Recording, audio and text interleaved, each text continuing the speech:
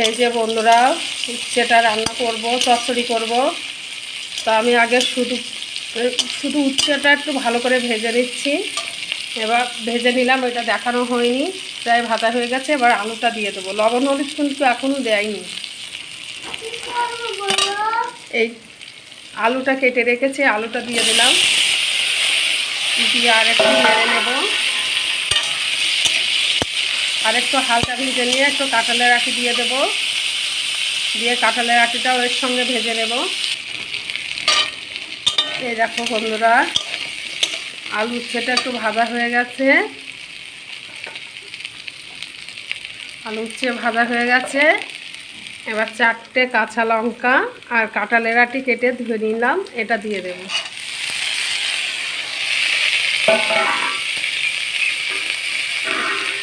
দিয়ে এটা দিয়ে একটু ভালো করে ভেজে নিয়ে তারপরে জল ঢেলে দেবো, লবণ হলুদ দিয়ে দেবো, নইলে উচ্ছেটা পুড়ে যায়।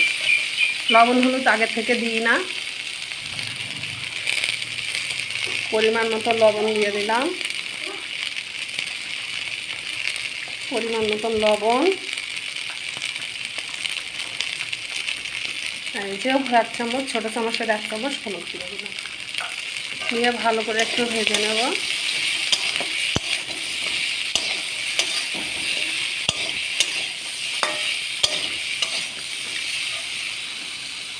ভাজা হওয়া পর্যন্ত অপেক্ষা করব।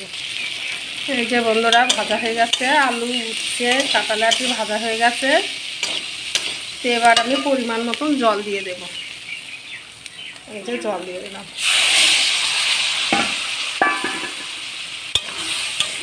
তো উচ্ছেটা আমি ফুটা পর্যন্ত অপেক্ষা করব। ফুটে গেলে তো তোমরা প্রথম থেকে শেষ পর্যন্ত দেখতে থাকবে, নইলে বুঝতে পারবে না। তো বন্ধুরা, এবার উচ্ছেটা আরেকটু নেড়ে দেব আর দেখব আলু সিদ্ধ হয়েছে কিনা। তো আলু সিদ্ধ হয়ে গেছে, আলুটা সিদ্ধ হয়ে গেছে, কাঁঠালে আটু সিদ্ধ হয়ে গেছে। আর একটু ফুটবো, একটু অনেক ঝোল আছে। তো বন্ধুরা, উচ্ছেটা হয়ে গেছে, এবার নামিয়ে ফোড়নে দেব। তো এই যে বন্ধুরা, নামিয়ে নিয়েছি, এবার ফোড়নে দিয়ে দেব। তো বন্ধুরা, কড়াইটা গরম হয়ে গেছে, এবার পরিমাণ মতন সরষের তেল দিয়ে দেবো।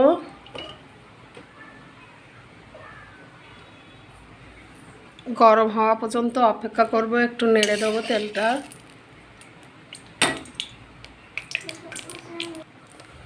তো বন্ধুরা, তেলটা গরম হয়ে গেছে, এবার জিরে ফোড়নে দিয়ে দিয়েছি।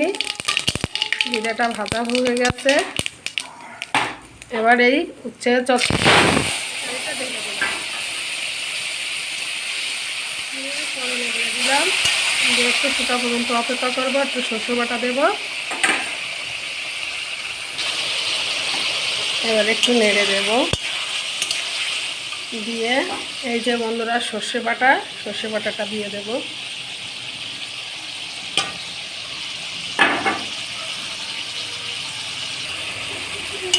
এই যে নেড়ে দিলাম, আর সামান্য একটু ফুটাবো, বেশি ঝোল ঝোল রাখবো না, এটা শুকনো শুকনো করে রান্না করব। আর সামান্য একটু, এই যে সামান্য একটু কাঁচা তেল ছড়িয়ে দেবো, দিয়ে এই যে নেড়ে দেবো। একটু শুকনো শুকনো হোক, তারপর নামিয়ে দেবো। তো এইভাবে কে কে রান্না করো বন্ধুরা, অবশ্যই কমেন্টে জানাবে। আর কে কে এইভাবে চচ্চড়ি করে খেতে ভালোবাসো। আর এই রেসিপিটা আমি নিরামিষভাবেই করেছি, এইভাবে করলে খেতে দারুণ হয়। তো বন্ধুরা, এই যে দেখতেই পাচ্ছ, আমার উচ্ছে রান্নাটা হয়ে গেছে। তো শুকনো শুকনো এটা মাখা মাখা করে রান্না করেছি, আর এইভাবে রান্না করলে খেতে দারুণ হয়। এবার নামিয়ে নেব।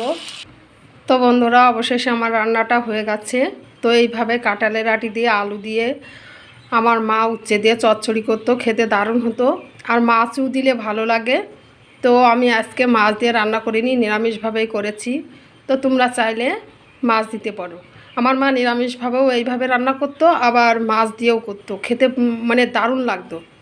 তো ভিডিওটি ভালো লাগলে একটা লাইক কমেন্ট করো, শেয়ার করে সবাইকে দেখার সুযোগ করে দিয়ে ফলো করে পাশে থেকো। ইউটিউব চ্যানেলটা সাবস্ক্রাইব করে দেবে। আবার নতুন নতুন কোনো ভিডিও নিয়ে তোমাদের সাথে শেয়ার করব। তোমরা ভালো থেকো, সুস্থ থেকো। টাটা বন্ধুরা।